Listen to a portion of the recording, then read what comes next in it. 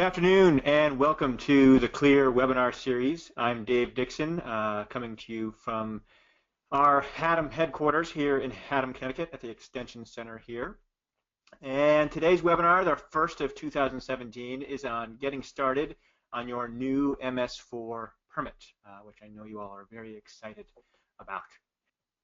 All right, so enough of that. Let's get started. So these are sort of the topics we're going to be covering today. We're going to give you a brief intro, very brief intro to who we are in case you don't know us. Talk about some of the support we're providing to towns on the new MS4 permit. Unveil to you the exciting new MS4 website. And then I'm going to turn over to my colleague here who is presenting with me, Amanda Ryan, to talk about sort of the meat of this presentation, registering for the new permit and completing your stormwater management plan. And then we're going to set aside, we hope, at least 20 minutes at the end for folks to ask questions. The last time we did an MS4 webinar, we had sort of a half an hour's worth of questions. So we wanted to make sure we had enough time for that. Right. So first, the brief intro to us. Amanda and I are from the Center for Land Use Education and Research here at UConn. It's a collaboration between the Department of Extension and the Department of Natural Resources and Environment within our College of Ag at UConn, as well as our Sea Grant program down at Avery Point, some of you may be familiar with. So we focus on three general areas: water and water quality, land use and climate adaptation, and geospatial technology and mapping. And we do a lot of different things, developing technology and tools related to maps, doing some research like the one that I just mentioned that Mike is doing on salt and its impacts, but also sort of broader landscape research, or Connecticut's Changing Landscape study that some of you may be familiar with, as well as doing good old-fashioned extension education, which is really sort of the focus of today's webinar. You can learn more about the center at clear.uconn.edu. Within CLEAR, there's several different programs. The one that Amanda and I are primarily associated with is the NEMO program, which has been around for quite a long time.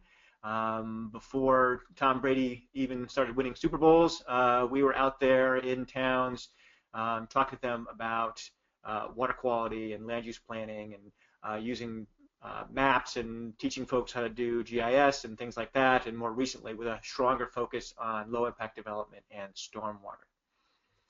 And so when DEEP was negotiating or working on this new permit, they turned to us and asked if we could sort of help towns out by providing some assistance over the 5 years of the permit. They gave us some funding to be able to do that, and we were able to hire Amanda, who you will hear from shortly, because of that. And so she's now available to you, as well as a lot of the other resources that we're going to be showing you in a couple slides. So that's the brief, exciting intro to us that I'm sure you are all just sort of riveted to here. But now we'll turn on to some more exciting stuff and talk about some of the MS4 support and give you some updates on our progress in terms of providing some support to you. And so with our agreement with DEEP in terms of the things that we're going to be providing, this is the general overview of the type of stuff we're going to be doing. The first one there is the circuit rider, which is Amanda, and I'll talk more about her in a second. We also have an MS4 listserv, the new website that we're unveiling today. We're also going to be taking the Connecticut Stormwater Quality Manual and making that into an interactive resource online. It will be a little bit easier to search for things in than flipping through the big fat binder that I know a lot of you probably have on your desk collecting dust. We're also going to be having a lot of trainings, working with the COGS and folks like that to do some regional trainings as well as statewide trainings, webinars like this one, creating video tutorials and putting them on our website, and a variety of other things. And we're also getting a company out of Colorado to create a high-resolution impervious cover data layer, statewide data layer that will be available to everyone, which will make all of that impervious cover and directly connected impervious cover calculations that you have to do under the new permit a little bit easier. And we expect that data will be available in July. Just to dig a little bit deeper into a couple of these things, as we mentioned on the last webinar, we were in the process of trying to hire a circuit rider. And the idea here is just somebody who is available to come out to your town or a group of towns and talk to you about whatever parts of the permit are vexing you at the moment. And so we are very delighted to announce that Amanda Ryan is our and your MS4 circuit rider available to come to your town. You'll notice she's very well prepared. She is a Coast Guard. What is your status? Lieutenant Commander. Lieutenant Commander in the United States Coast Guard. So she, of course, is very prepared. As you can see here, she's got 2 backpacks, both full of MS4 goodies to help you deal with the permit. She's also protected from stormwater with her raincoat here, and also protected from impervious surfaces. So she's the perfect person, we think, to be leading and being our MS4 circuit rider. And if you need to reach her, here is your sort of virtual business card of Amanda. You can see her phone number on the screen there. She's accepting calls starting in 52 minutes when this webinar is done, as well as emails at any time. She's happy to come out and talk to you more about things. Okay, so now we turn over to you a little bit. We're going to do our first poll to find out who is on the new MS4 listserv. Okay, so with 90% voting, let's see, it looks like about half of you are on the listserv, a third are not, a fifth didn't know there was one, and at least one of you, and I'm guessing it was Chet Arnold, says that they hate listservs. So, talking about the listserv, if you are not on it, this is how you can get on the listserv, and this is where we're kind of we see it as kind of a forum for you to ask questions about things that are questions that you have about the permit, basically. And this has been around for a couple months now. We've had some good questions on here already. But if you need to sign up, you just go to this URL, which is s.uconn.edu/ctms4list, and there will be a subscribe button on that page. You just hit subscribe and enter your email, and you will be added to the list. So far, there's about 137 folks on here from towns throughout the state. We've had some good recent discussions on here about field meters for monitoring, a replacement for the assist. That's misspelled on the slide, sorry about that. Software program, identifying impaired waters, and a variety of other questions that people have asked, and we have tried to answer those to the best of our ability. And I did just want to talk about some resources that came out of this, just as a way of demonstrating that the listserv is really a great way for us to hear from you in terms of the things that you need help with, so that then we can try to develop some resources or tools or training to respond to those. And so I'm just going to give you a few examples of that. For example, some folks have been asking a couple different times about field meters that they could buy to sort of help with the monitoring parts of the permit. And so we are putting together this chart that you'll see has, for various pollutants on the left, the different test kits that can be used to test for those pollutants, as well as the price and the cost per sample, and as well as a few other comments. We also have the column at the end here where we asked one of the commercial labs how much they charge per sample, so that you can compare doing it yourself versus having a lab do it. Some of these would be really hard for you to do yourselves because they require extra equipment and a lot of technical training. And so you may not have that capacity within your town, and so going with a lab may be the best bet, particularly with the nitrogen and phosphorus part of this. But we are at least providing this information so you can make that choice for yourself. And this chart is available on our website, which we will show you in a minute, and we'll be updating it as we get more information in. Another question that we got on the listserv was about MS4 management software. I know a lot of you who are existing MS4 permittees were using a program called Assist to help manage your activities and help you with your reporting requirements under the permit. But the Assist company, I guess, is no longer supporting the software, and I guess no longer selling it. So if you have it, you can still use it, but I don't think it's you can get technical support for it anymore. So if something breaks, you may be out of luck. So people have been asking, are there other versions of this type of software available? And so we've found at least 3 companies that are offering similar programs, but they're all sort of a different take on it. And one is called Permatrack, another is called MS4 Front, and a third is called MS4 Web.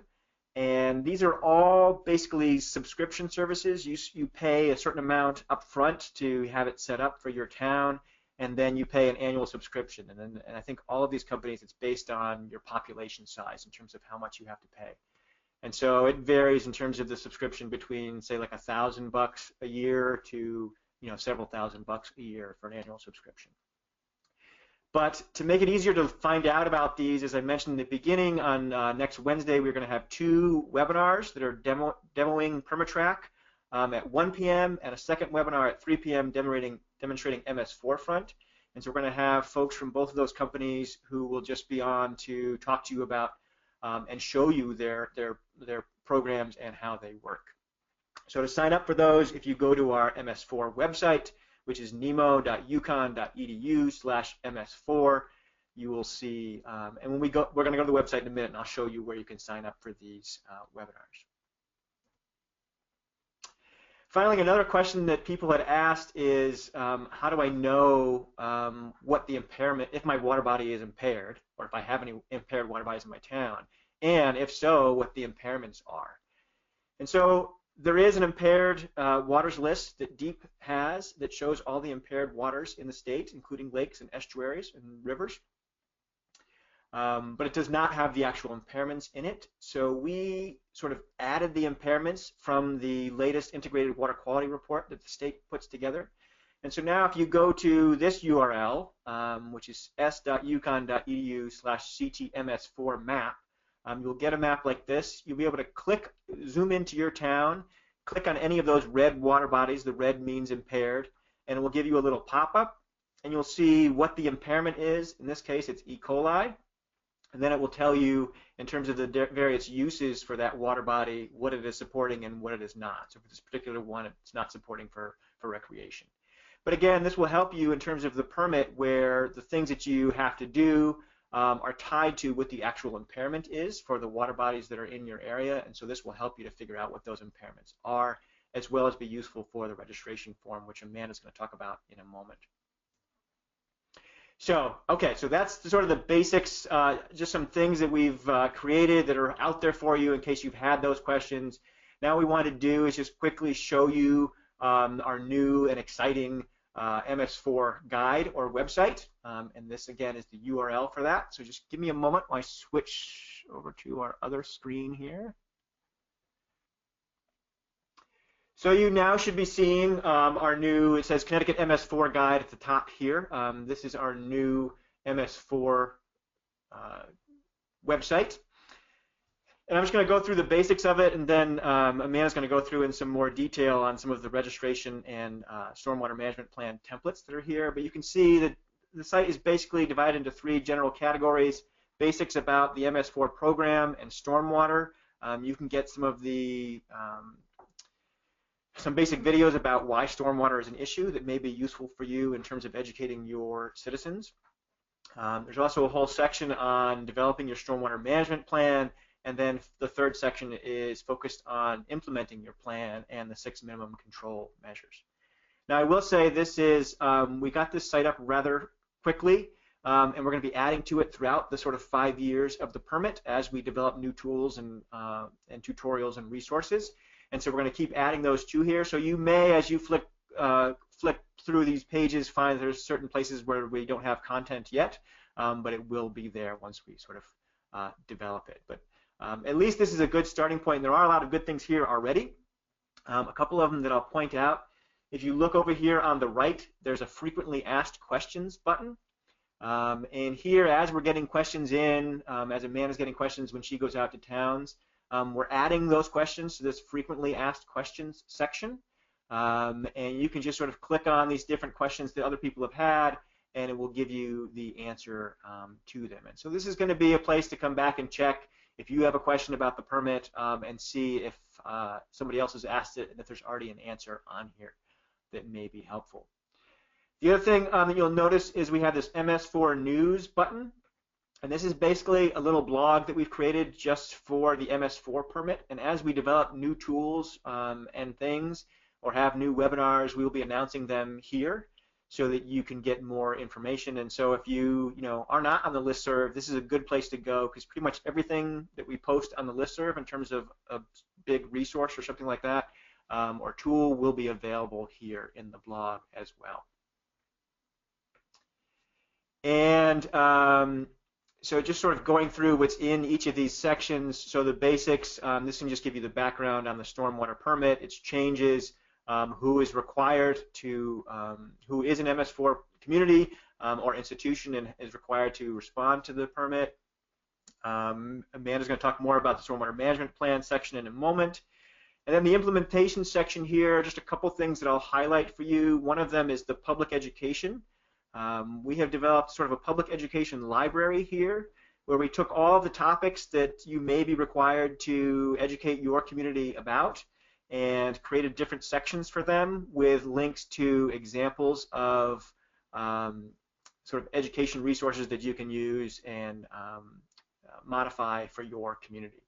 And so you can just find the ones that you want to find something on. And we're going to be adding to this over time and adding more and more examples, including ones that you develop that you may want us to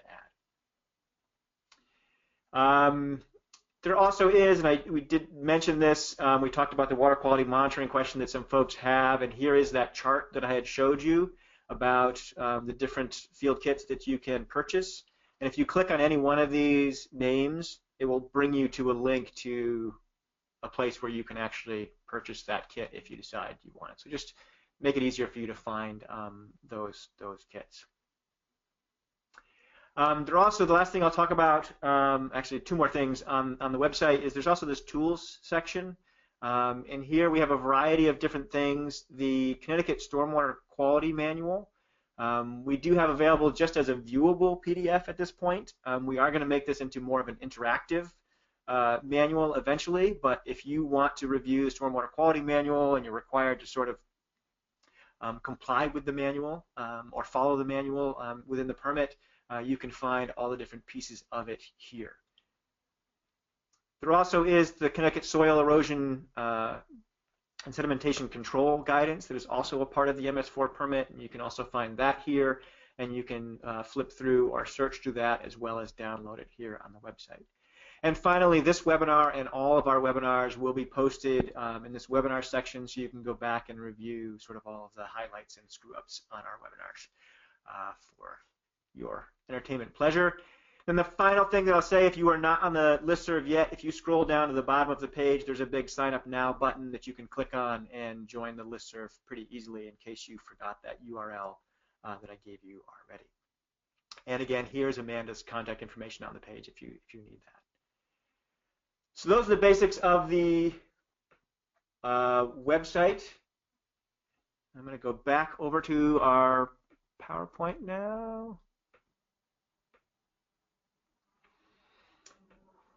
Okay, so that's it for kind of where we are with some of the resources we've been creating for you, and we'll be building more over time. But now I want to turn it over to Amanda to talk about registering for the new permit as well as completing your stormwater management plan.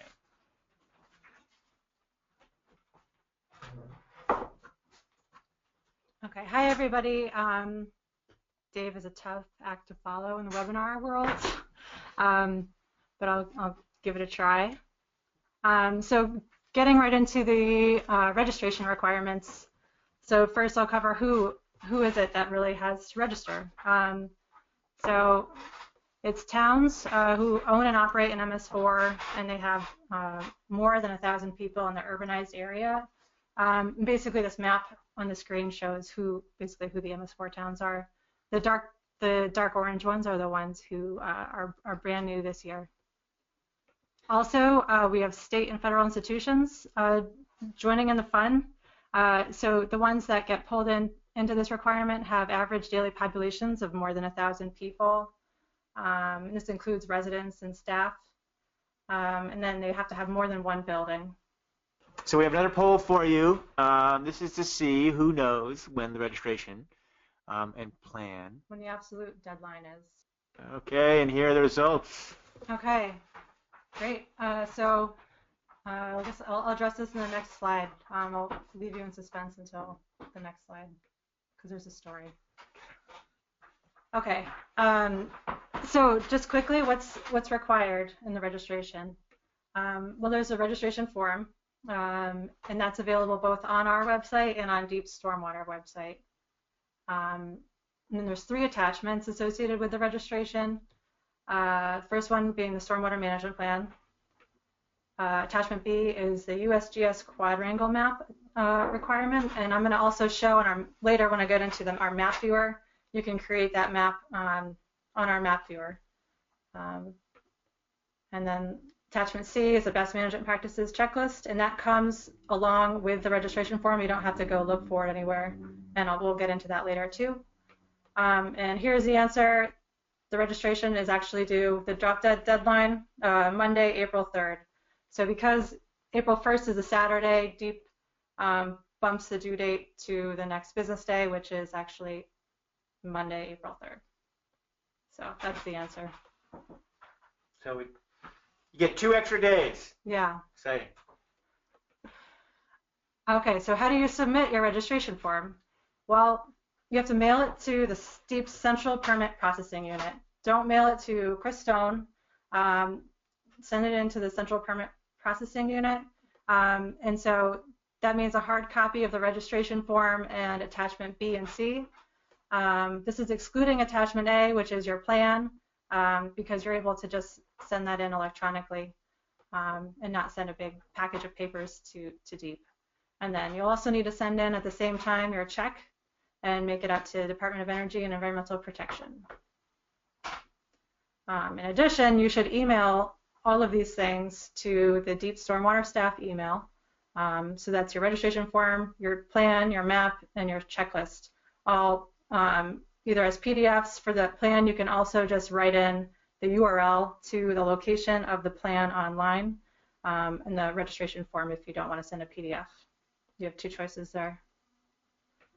And finally, you can find the form on our website again. So I think that now we're going to go to our website.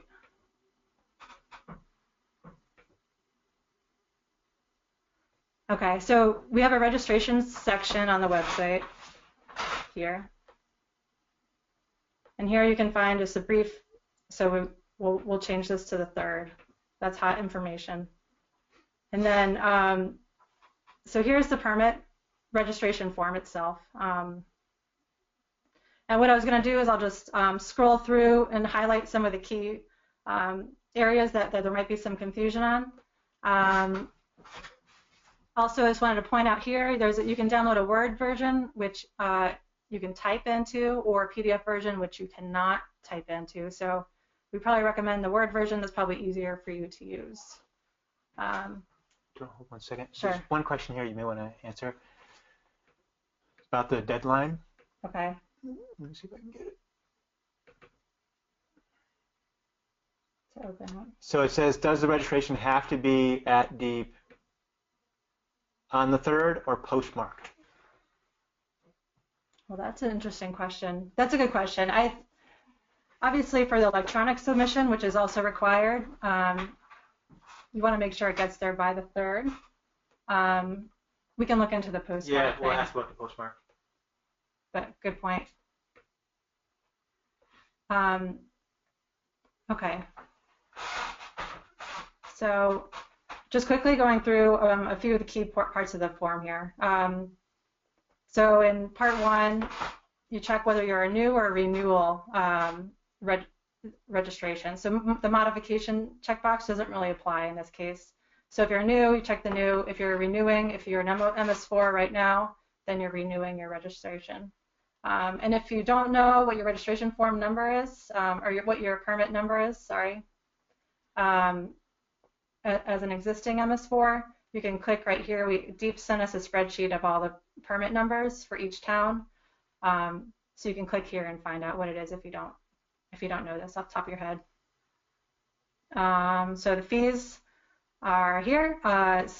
Towns have half price, so that's nice. And then, right in your town here, it's pretty self-explanatory. This next section kind of identifies key players with your permit registration. This first section, generally that should be your chief elected official, should be the contact person here. And just type in the name of your municipality. And if you're an institution, type in, you know, what institution you are and maybe the name of the building. That's kind of where, you know, where you're located. Billing contacts, that, you know, if you feel like you want to put that, go ahead. Primary contact for departmental correspondence. This is going to be the person who's kind of the lead on your MS4 program. So probably your public works director, or maybe a town engineer or town planner, whoever you've identified as your key person. That's where you put their information. Attorney, if applicable, I don't know, you know, if anybody really has attorneys involved. The facility operator section is not applicable. You don't need to put anything here. And then number 7, if you have a consultant, you'll put their information there. And this last 8, there's a checkbox here. I think in the other, for whatever reason, it's not showing up.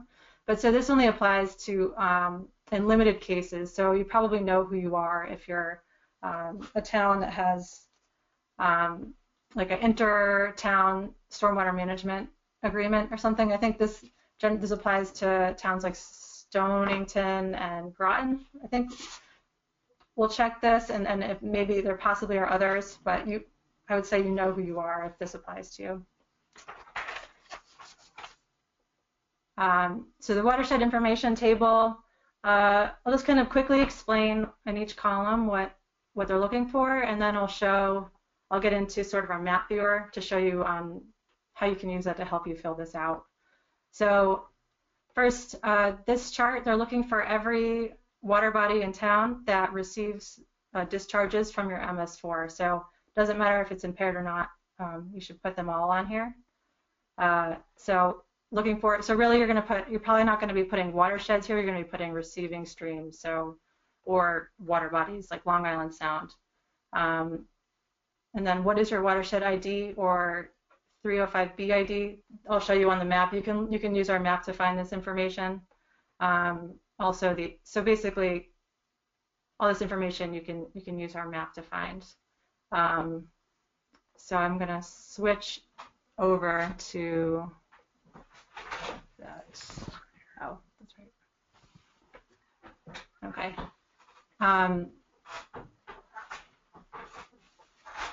So this is the map. I'll circle back afterwards and show you where to find this map on our website. But basically, this is the full screen. Once you pop it out into full screen, you'll see this. Here's the legend, so you can see what's up right now. We have impaired waters are red, estuaries are brown, and we have the COG boundaries and town boundaries up right now. So to answer the watershed information chart, I just zoom into its town to kind of show you where to find the information you need.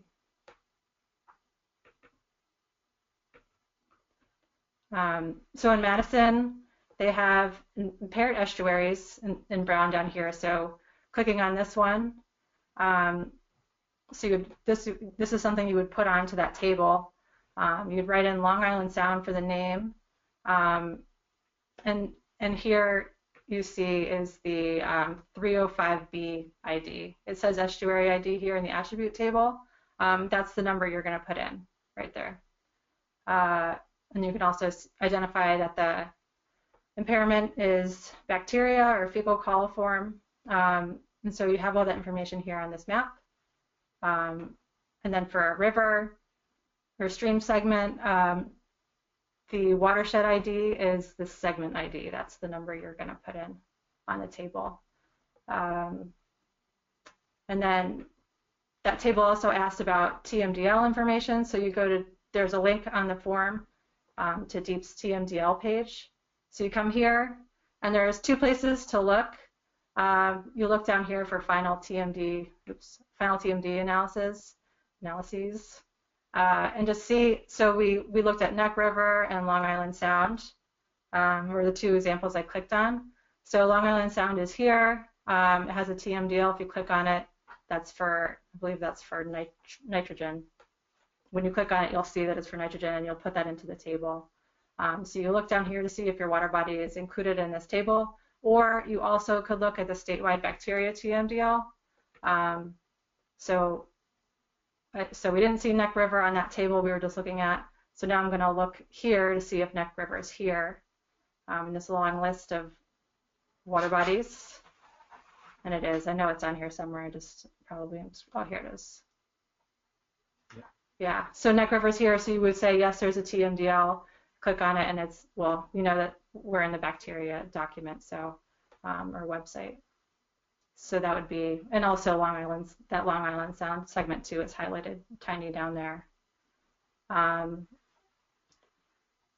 also the estuary information is at the bottom of the table. So that's where you find the TMDL information. I won't belabor that point too much.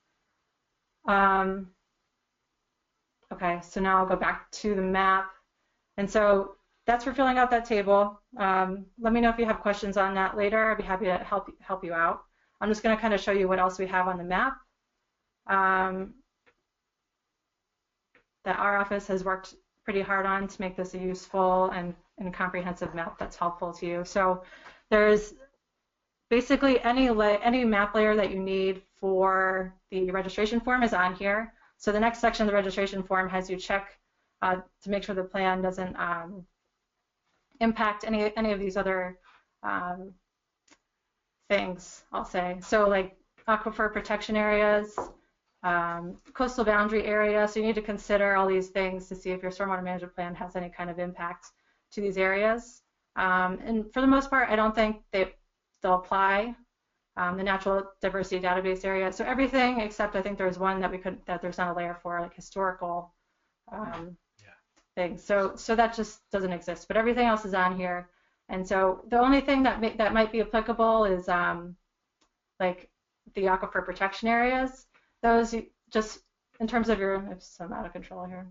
In terms of your stormwater management plan, you just want to be aware of in the retrofit part where you're going to be talking about infiltrating stormwater through DCI disconnections and retaining more stormwater.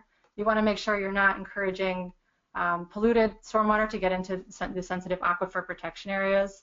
And so the Appendix C of the permit goes into some more detail about that. That's probably the most applicable one. So if you have an aquifer protection area in your town, probably you should address that in your plan and be aware of that. And then just to get back to attachment B, which was that topo map, we just added the topo layer to this map, so you can kind of go here for your topo map. We're going to add the quad. I don't know if these are not appearing at the moment, but we'll have these so you can identify the quad that you need to. That's a piece of information that you need to include in attachment B. Can you show them how to print? Oh yeah, that's a good test. Yeah. So to print, so you're going to need to print out a copy of your town boundary on the topo map, and you can do that here. So that should be pretty easy. That should be at least one easy component of the registration to complete. I think that's it for the map. Think so, Dave? I think so. The only thing that I'll add is that you'll see on the left here some of the layers are grayed out, and that just means that they're scale dependent. So as you zoom in further, you'll see that they turn from gray to black, and that just means that you can turn them on. You can't turn them on until you get to a particular zoom level. So just so people are aware that if they're shadowed out, that's the reason why. Okay. There also is, if we can go back to that page for just a second, Amanda, one other thing I wanted to point out is up in the upper right here, if you get lost or something, and you want to go to either the Deep Stormwater page or our MS4 guide, there's links to them in the upper right-hand corner, and that's where sort of our pointer is right now. I don't know if you can see it on your screens, but so you can always link back to our website or Deep's Stormwater page if you need to. Okay. All right, so this is just a popped out version of the registration form from our website, just easier to kind of look at. So this is, I was showing on the map, all these different layers are on the map, so you can just kind of know where they are in your town and just be positive that your stormwater management plan isn't creating any new activity in these areas. And just FYI, the high quality waters list isn't out yet, and there's no checkboxes, so you don't have to do anything about it, but just be aware that that's going to be information forthcoming from DEEP at some point in the future. And then I'll just note here, when you're submitting your paper stuff into the central permit processing unit at DEEP, just write your name on everything, your town name or institution name, and just kind of label what it is in case things get separated.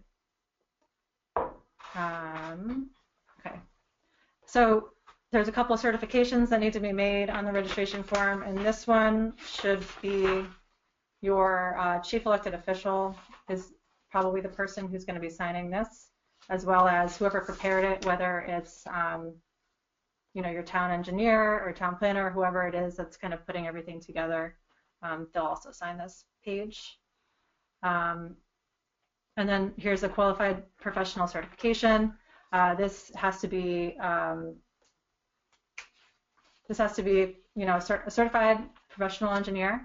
And so it could be, there's a definition in a very clear definition of it in the permit, in the definitions section. But one note I'll make is that it can be basically somebody who provides engineering services for the town or institution. And so as long as they're a PE, they can sign this off for you.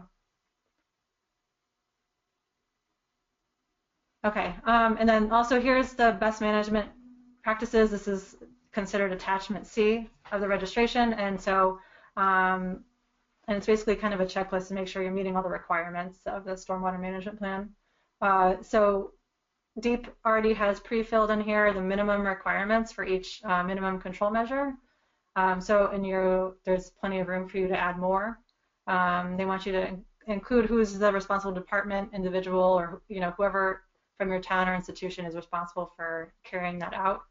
Measurable goal is, they gave me some examples. Basically, it has to be like a verb and a noun. It doesn't have to be very explicit. So you could say publish articles would be an example, measurable goal, or complete training. So don't get too stressed out about this. Just put like a simple statement there. And then month and year of implementation. This is just basically saying when you're going to begin something, not when it's going to be completed. And so that's the entire registration form. Let's go back to the website. So to get to the map, I'll just make sure that's clear. I'm back on the registration page. And so if you just keep scrolling down, the map's here embedded in the website. So you can still kind of do things here. You don't have to pop it out if you don't want to. All the same tools are available. But you just click here to go into full screen mode. Okay, so I think it's time to go back to the PowerPoint.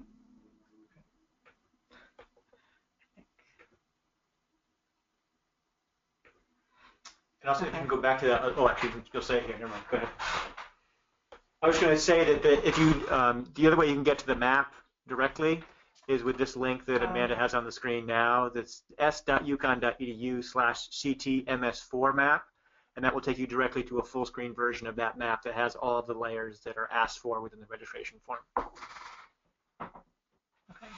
And here I just have some example filled out lines, so you can refer to these as you're going through if you forget, you know, what the IDs were that were supposed to go here. Okay, so that's the registration form. Next is the plan, and I'm not going to go into as much detail on that. Just kind of be an overview. So looks like we have a poll on who's completing your plan. Here's the results. Oh, looks pretty evenly split. Surprisingly, more than half are doing, well, not really half, but a good portion are doing it in-house, and some don't know yet. So consultants, you still have folks out there. Okay, so I've received a few questions from people at various moments. When, you know, how does the public comment period work for the plan and the registration? And it can be confusing. So I think the easiest way to look at it, and I mean, if you're interested in seeing where it is in the permits, it's here in this section. So there's two processes you could look at. You could look at it as two processes. So for you, for the MS4 towns and institutions, let's say that you got your plan, you made your plan available on April 1st. So that's about 90 days before the effective date of the permit. So you'll post it online somewhere, probably your town website, and make it available physically in a public building, like town hall or a library. And so basically you have to make reasonable efforts to inform the public. It doesn't have to be a legal notice or something like that. You just have to, reasonable efforts is the key term. And then in this section, it talks about a 60-day comment period, public comment period. So say that you made your plan available April 1st, you would have to be open for public comments through May 31st. And then you would meet that requirement. So DEEP also has some public comment period requirements. So they'll receive stormwater management plans no later than April 3rd. So they have about a month to get them to their website posted. And then they'll be open for public comments for 60 days also. And so that takes you right up until the day before the effective date of the permit. So I guess we're just hoping that nobody submits a significant written comment the day before the permit goes into effect. Amanda, can I ask a question? Sure. So the comments under both of these, are the towns supposed to be collecting comments, or are all comments supposed to be sent to DEEP and the commissioner? Because by the permit language, it seems like all comments are supposed to be sent to DEEP. But I didn't know if you had an answer for that. When I had asked about this, I think DEEP's general spirit is that they want towns and their residents to sort of be in a cooperative relationship and sort of Right. Makes handling sense. things at that level. So there definitely is an expectation that people will submit their issues to the towns directly. Right. Okay.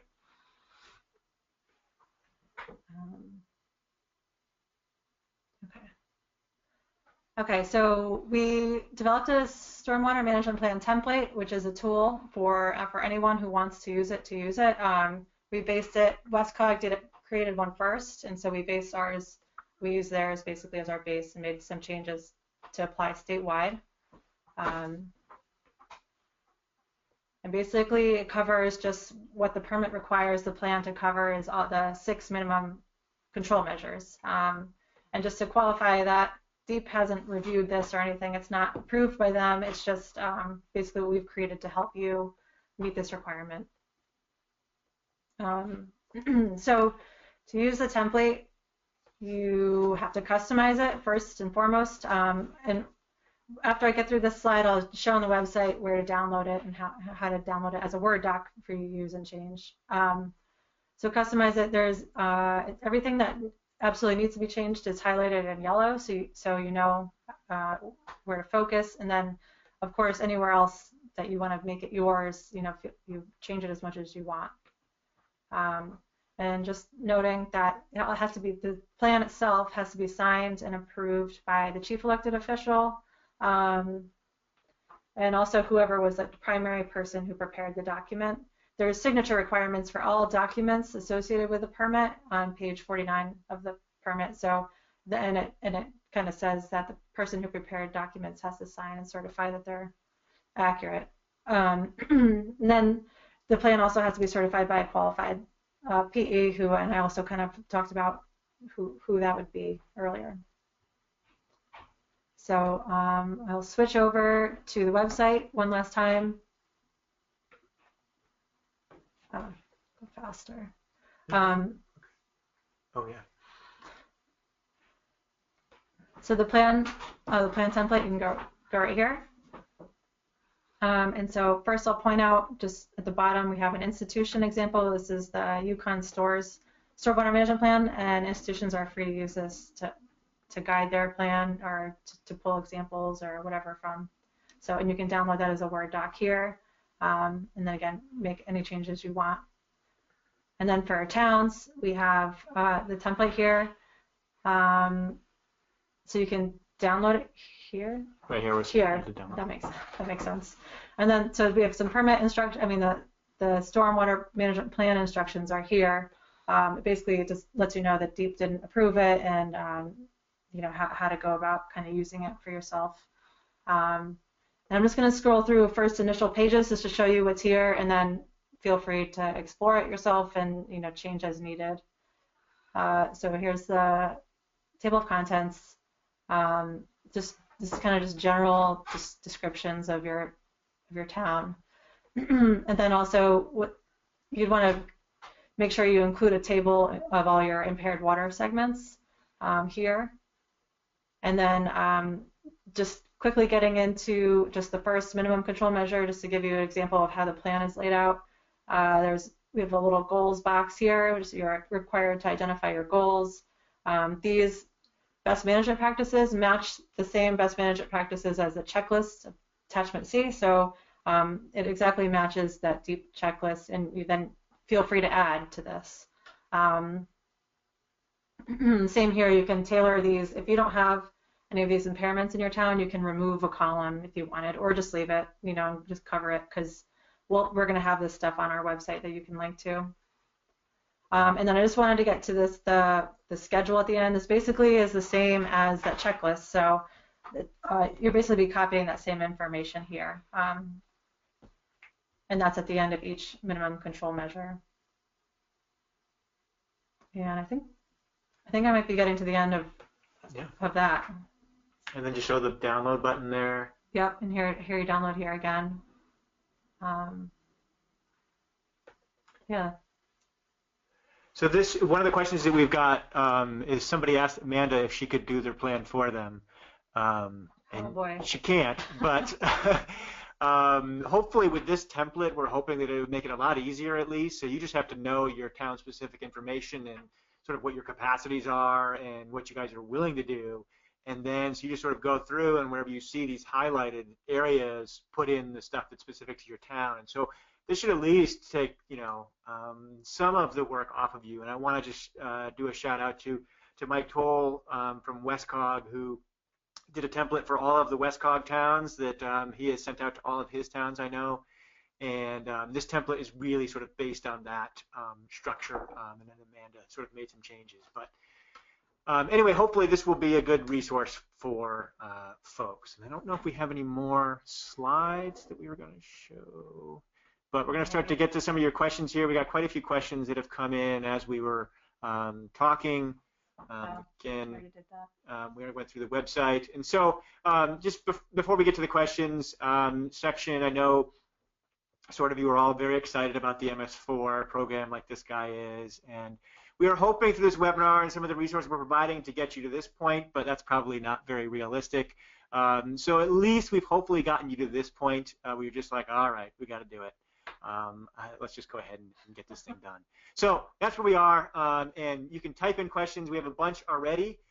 You can also follow up with either of us if you want to after the webinar at this email address and phone number. And so we'll just start responding to these questions. One question here is a GIS question that's beyond my personal capacity, but the question is, anyone using Laserfiche or other ECM to manage permit? I don't know the answer to that, but if any of you are using it, you can send me an email and I will forward it on to the person who asked so that they will know about who's using those things. Another question we have is, can we download that data or use the services in our map documents?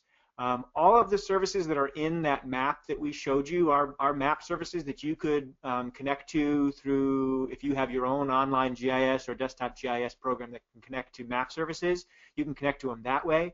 You cannot download yet from that site, although we are planning on creating an MS4 viewer, but that's probably not going to be available in time for the registration at least. But at least for other parts of the permit, we're going to create an MS4 map viewer, which will allow you to do things like download some of the data and stuff like that for your town. Another question here, is the 2004 Stormwater Control Manual poised to be updated anytime soon? I have not heard anything. We've asked Deep this question, and as far as I know, they do not have any plans to update it anytime soon. It was just updated in 2011, I believe, with a new LID appendix, and I think that was the last time it was updated. But I don't know that they have any plans in the near future to be updating that. We already asked a question about whether it's has to be in deep offices. The registration has to be in deep offices on the 3rd or postmarked. We will find out that, and we will add that answer to our frequently asked questions page on our website. Somebody asked, is the webinar recording going to be available? They missed the beginning of the webinar. Yes, this webinar was recorded, and we will make the PowerPoint available on our website as well, so you can go to those links. But all the links that we had on there are also going to be on our main website, MS4 website, so you should be able to get them that way. Another question is, how do you show a facility location on the topo map? So on the one of the other tools, we didn't show it to you on that map, is there are drawing tools. So you could draw a particular location in, and you also can turn on other base map layers so you can find the actual location of your building or buildings if you're an institution, for example. And you can draw where those are and then sort of add those onto your map before you print it or take a screenshot of it or whatever you want to do to add it to your registration and plan. Here's the request for Amanda to do somebody's plan. And this one says Dave and Amanda. Tell us up here, consultant list. Oh, okay. So the Naugatuck Valley COG has a qualified consultant list, and so we will share this list on our website as well. If folks are still looking for a consultant to help them with their plan, you can look at sort of the qualified list of consultants that at least Naugatuck Valley COG has come up with. And I think a few other COGs have done a similar thing, and so we'll post those lists as well, that make it be easier for you who are looking to hire somebody to find somebody who's been somewhat vetted. Somebody asked which specific consultants. We're not hiring any consultants, but hopefully that list from Aaron at Naugatuck Valley will help. Is there any public hearing? I think this goes back to the comments. There's no real public hearing required, right, on behalf of the towns in terms of their plan, but you just have to make it available for the public to view and comment on, either to the town and or comments directly to the commissioner. Did you say all receiving water bodies need to be identified regardless of impairment? Yes, so all receiving water bodies that receive water from an outfall from your MS4 have to be identified. That's right. Whether they have an impairment or not, and you just have to indicate on the form, whether it's impaired or not and what the impairment is, if that's the case. If maybe you can answer this one, Amanda. If a town engineer prepares the plan, the plan, does the town have to hire an independent person to certify it? Yeah. That's a good question. I'm not. I think think not, but I don't know. I'm pretty sure that this was one of the things that was talked about a lot when the permit was being developed, and I believe that the final ruling was that if it's your town engineer, that's good enough. It doesn't have to be a separate person to certify it. But we will check on that and also post that one on our frequently asked questions as well. Where do I find the map showing info on the impaired water bodies? I think this probably was asked before. We showed the URL for that, but here let me see if I can bring it up on the screen here again real quick.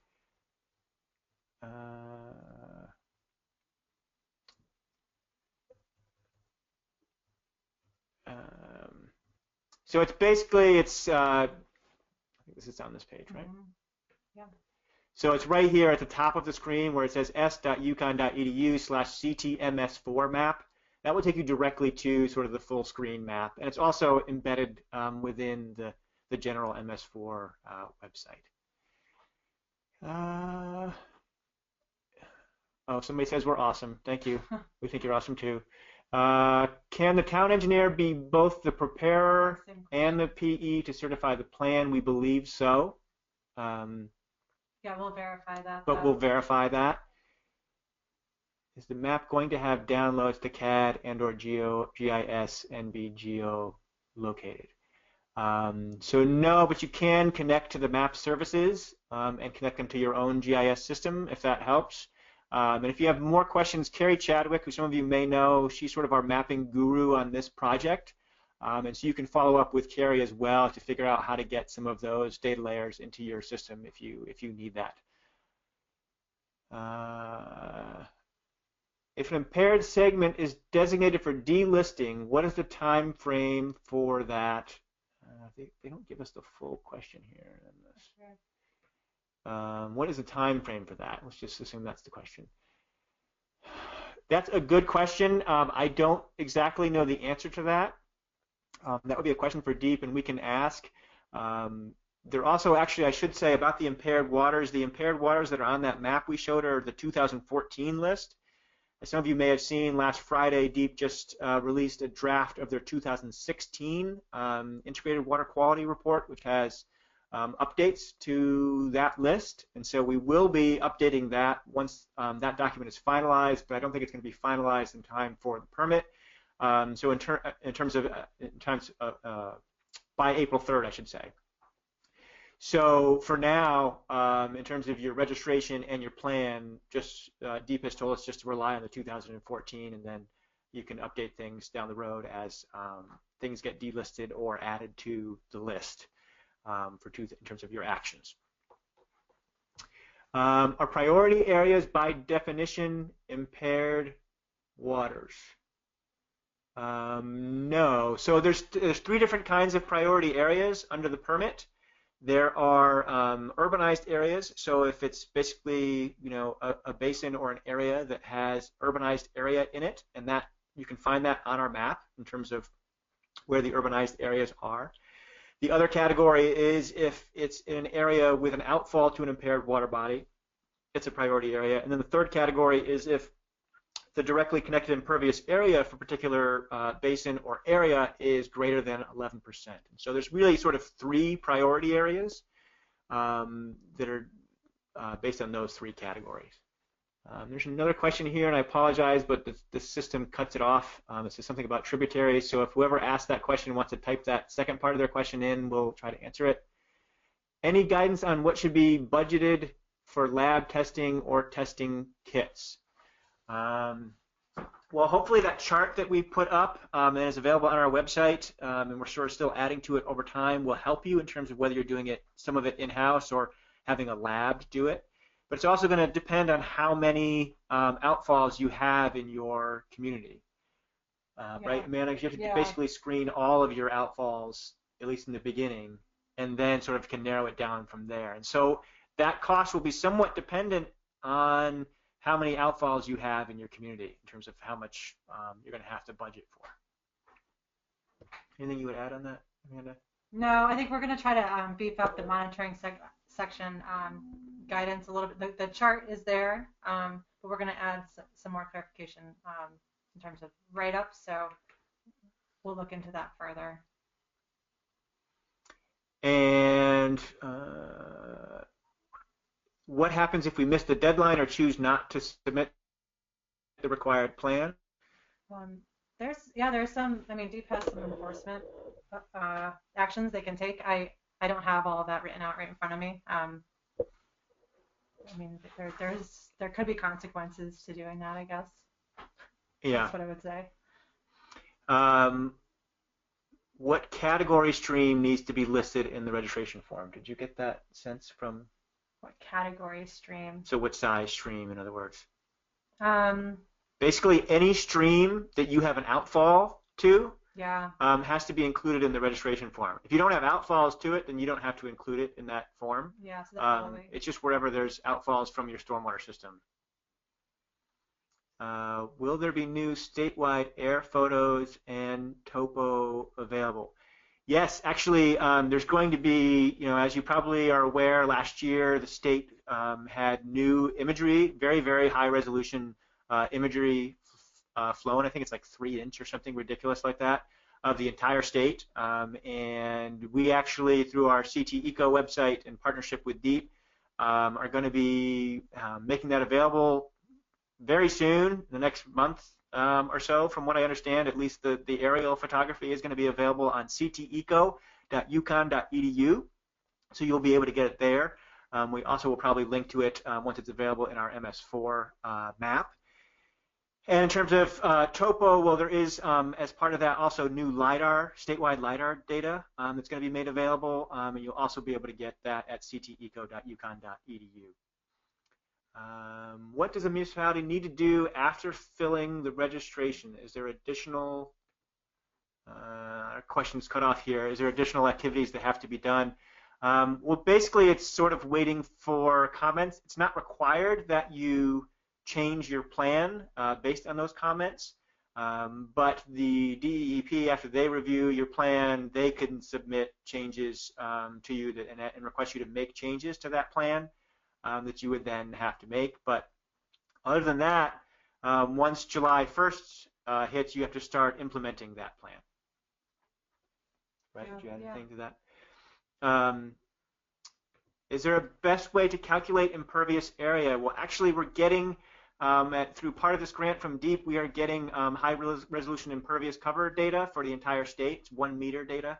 I know some folks have even better than that, but that's pretty darn good. And so we will be providing sort of statewide impervious calculations for every basin, which is the sort of smallest watershed level there available. And so we'll be providing those impervious numbers for each of those basins. So that should help you in terms of your town and being able to calculate how much impervious area you have.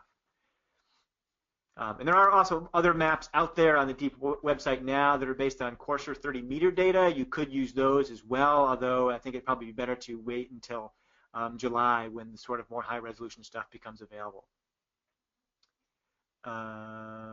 Yes, somebody said DEEP dropped the requirement for independent PE review and sign off.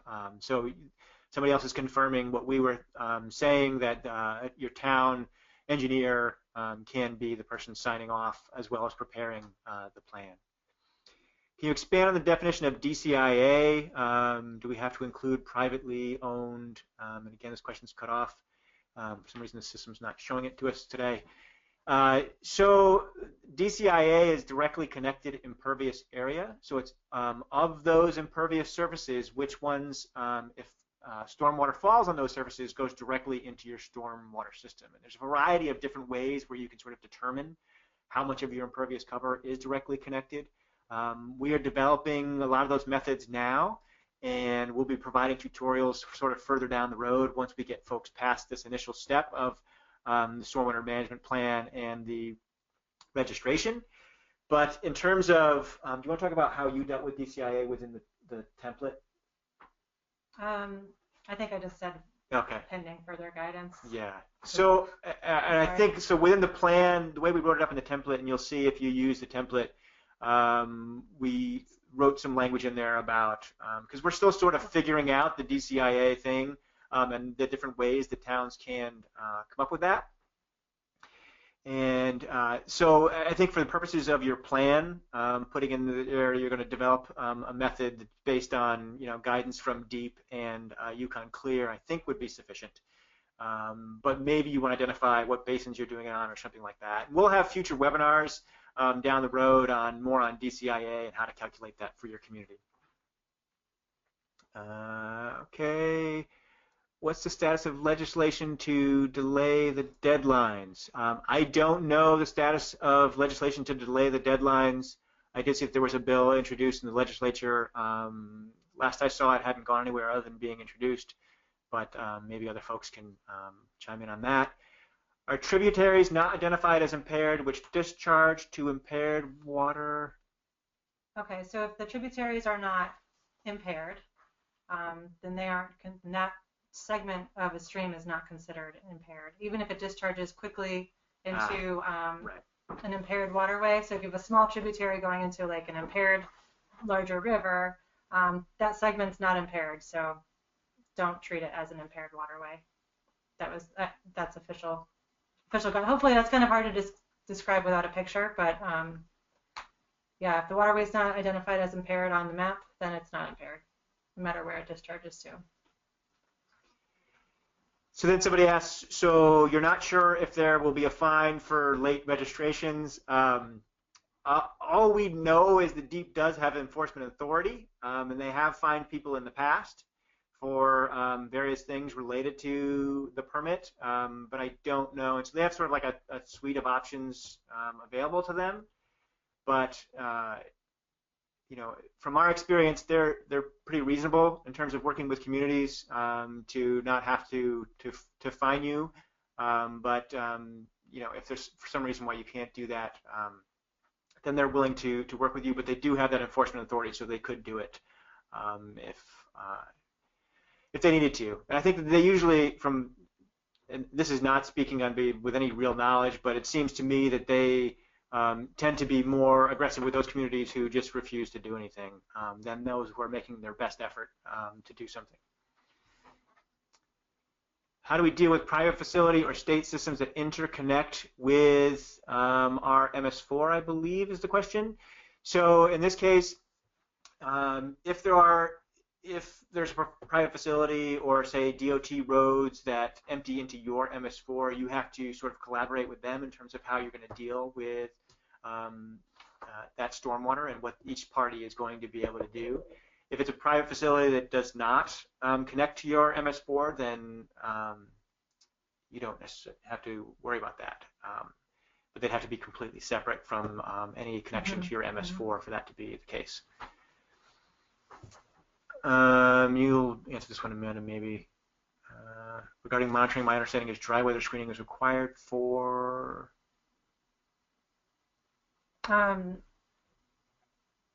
So it cuts off there, your question. Yeah, I can't speak in detail to the monitoring requirements right now, but we will tighten up that page a little bit and make it a lot more clearer about what those requirements are. And this is a question about, since the stormwater management plan template has not been vetted by DEEP, what's the likelihood that, you know, they would ask corrections or something like that? I think is the question. And so this template, the way that Westcog and then we went through it is we basically went through all the requirements in the permit and sort of the positive side of the new permit, and sort of it has much more detail and specificity in it. So it basically lays out what you have to put in your plan. And so and we have checked all of that against the kind of checklist that DEEP provides as part of the registration form. So everything that's in that permit and that's on that checklist is in the template. So we're pretty confident that it's a pretty useful document. That being said, if any of you go through and you see things that are missing for some reason, please let us know, and we'd be happy to update that. But I think we spent a lot of time going through and making sure everything was covered, and so hopefully it's all in there. And we have sent the template to DEEP, and they are aware of it, and they're sort of glad that there's going to be at least some uniformity to some of the submissions, I think. But yeah, they're just not going to sort of sign off on it as just as a template. They just need to see the sort of each town's individual plan in the end. And that's what it's really more about. Those stuff that you put in those highlighted areas, that's the stuff that they want to focus on in terms of how you're going to implement those general requirements that are in the template. Can you apply for an extension? I don't know that there is a set way to apply for an extension, but you could contact DEEP and see if you have extenuating circumstances or something like that and need one, if they'd be willing to grant it. I just don't know. And we can ask DEEP that question as well and see if there's any sort of system for that. How are the outfalls identified? Just shown on a map or by coordinates? There's detailed mapping requirements within the permit in terms of you have to map basically your whole stormwater system, but not by April 3rd, so don't worry. You have, I think, 2 years or 3 years if you're an existing MS4, and basically the whole 5 years if you're a new MS4, although parts of it have to be done within 3 years for a new MS4. But yeah, and so you can either do that with a paper map, I believe, or you can do it with an electronic map in terms of identifying where those outfalls are, but there's sort of detailed requirements on that. And we'll be getting into, in future webinars, more information on sort of the mapping requirements, and so we'll have more information on those dates. How does my company get added to the list of companies that can prepare registrations? So somebody asked if their company can be added to that list, and so I would talk to the individual COGs. I think the list you're referring to is the Naugatuck Valley COG of their list of sort of certified consultants or something like that. I would contact the individual COGs because they're the ones preparing that list. We're not preparing a similar list on our end, but just sort of pointing people to what the COGs have developed. And I will just say also that the COGs are a great resource, and they've been putting a lot of people time and resources into this as well. And so they are a great place for you to go as well to sort of get some information and help in terms of a lot of the parts of this permit. They've been very helpful to us, at least. Did we miss any? How do we know? Yeah, that's next one. How do we know what private facilities have MS4s in our town? There's not a list of this. There's not a list of facilities anywhere, or well, private facilities have MS4s. I'm not sure about that. I was thinking, I might be thinking you're talking about state and federal. Yeah, I don't know. There's not a list there. I think that's something you're just going to have to maybe contact them about to see if they're operating stormwater infrastructure. Yeah, so it would, so the requirements, again, as Amanda had said, for institutions are state and federal institutions that have more than one building and more than 1,000 people per day. And so that can sort of help you to figure out if there's any, institutions like that within your town. Then you may want to check in with them to see if they are preparing a plan. But they're the private facilities, if they have MS4s, Oh, yeah, but private will be complying with complying under other permits. Right. But not under this one. Right. Have an impaired stream that flows through part of town without a direct discharge. So if you have no outfall that's going into an impaired stream, then it's only for the outfalls to an impaired stream where that would become a priority area. Now, there may be other reasons where that area of town may be a priority area. For example, it may be an urbanized area or something like that. So you're not totally off the hook. But in terms of the outfalls to an impaired stream, they're only concerned about those impaired streams that you have outfalls directly to. If that makes sense. And you want to take the last one? Oh, there's more. Oh, my gosh. If we discharge into the Connecticut River, do we report it? The answer to that is yes. Yeah. So even though that there's a lot of tributaries that contribute to the Connecticut River, it's a huge system. It's impaired, and so yeah, your discharges into it count. And then there's a question about detailed mapping only being required for the priority areas. That's true. That's true. Yeah. Of the system, though, of the stormwater system. Yeah, the detailed mapping. Okay. of every little piece of your MS4 infrastructure is for the priority areas, and then I think as time goes on, they're probably going to require it institution or town-wide.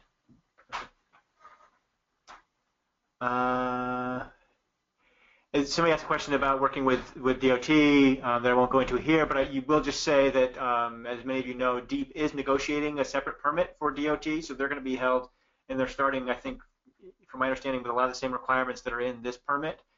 So DOT is going to be held to a lot of the same standards that you all are being held to. And so, working together should be getting easier as we move forward in terms of, coordinating efforts with DOT. And who notifies large shopping centers or industrial sites regarding stormwater management? So they're going to be probably falling under the DEEP's commercial or industrial general permits.